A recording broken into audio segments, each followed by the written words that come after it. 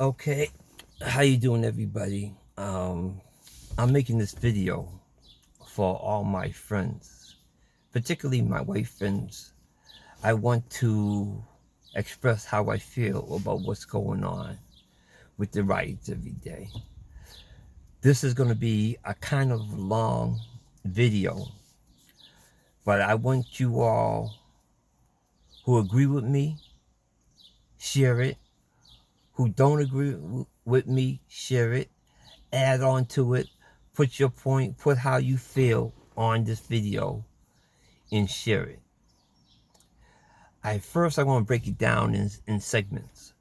I want to tell you about myself and why I came to the conclusion of what I'm going to say about the riots and how I feel.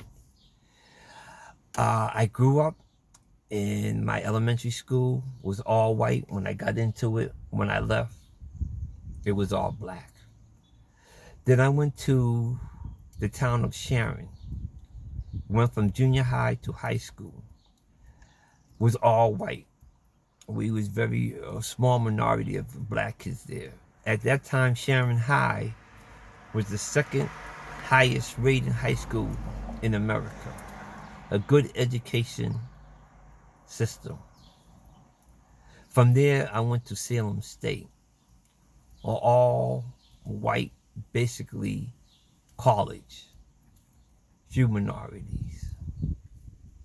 So that shaped me. Also, I had three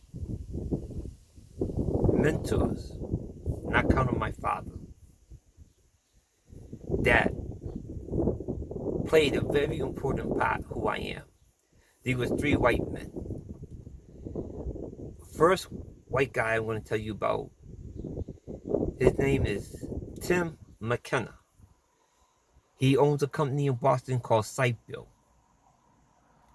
He taught me about life and production and quality of a person who you are. He's the only white man that I have seen undress another white man in front of everybody, his staff there. And the guy looked at him saying, we white, we both of us white. And he told the guy, it doesn't make a difference who you are.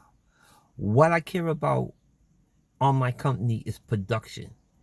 You are not holding up your end of the bargain and not producing the quality type of work that I need.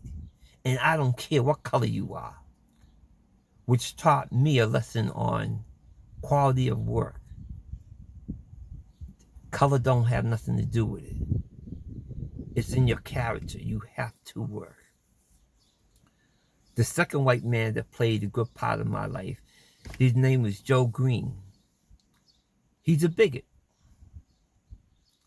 Difference between a bigot and a racist is two different things. He brought me from making $35,000 a year up to $130,000 a year. He opened up doors when doors were shut. He taught me how I can make that money and stay there. And he was a bigot, and he opened up a door for me. And the most important white guy that was in my life, he was my guardian angel. His name was Big Steve DiLorenzo. He sat and nurtured me and put stuff into my essence. He gave me of his essence. He talked about life situations with me. He had a company, construction company, and I was working for him, and I was his man Friday. I did all the dirty type of work at his job, but I didn't care. But he sat down and used to call me in his office. We used to talk for hours.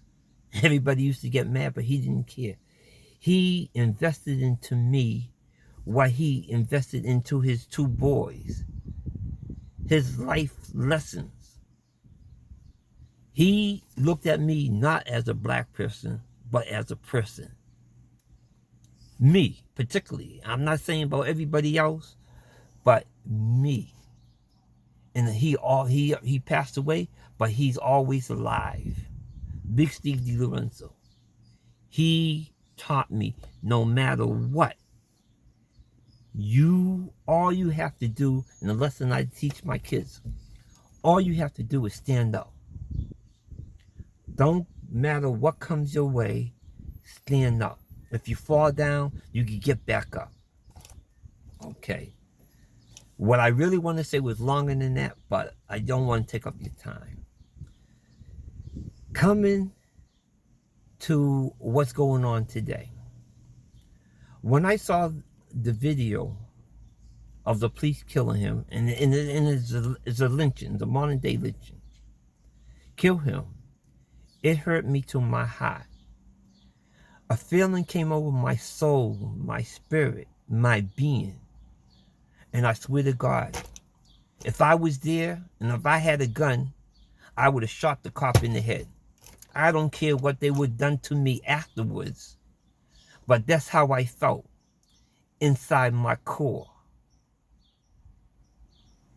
Because what the cop was saying, because people was video him, they had their body cams on, I don't care.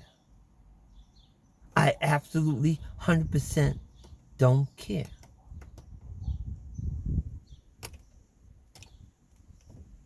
And that's how what society come to right now today. And for all, not only my white friends, but also on my black friends, it's our fault. It's our fault. What's going on today is our fault. Now,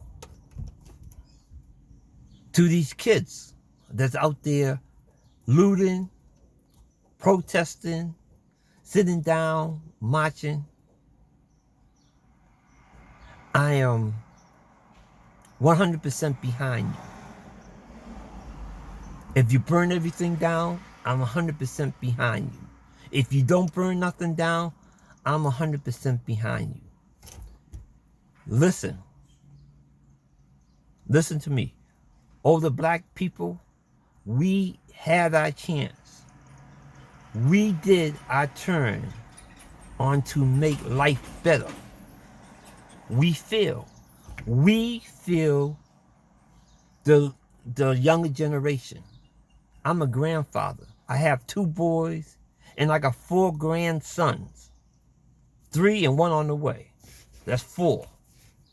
I feel them because every day, any day they could go out there and get killed.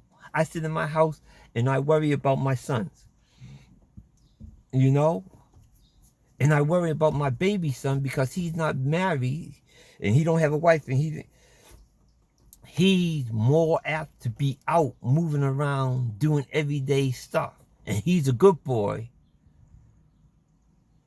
But he could be at the right place at the wrong time or the wrong place at the right time and they'll snuff him. My grandkids, they could be snuffed. So now these young people are setting the stage for their lives. What they do today is going to structure on how they're going to live tomorrow. These young kids are setting the stage for their lives, their kids, and their grandkids. Let them do what they have to do to get there. We had our opportunity and nothing changed. Nothing changed. So I agree with them. I give them 100% my support.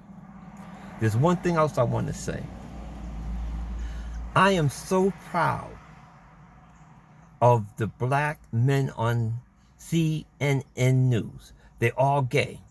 Although those reporters on CNN News are gay. But I respect each and every single one of them because they are standing up and they are giving us a voice on what's wrong. They're giving us a voice. They're standing up. I don't see nobody else standing up.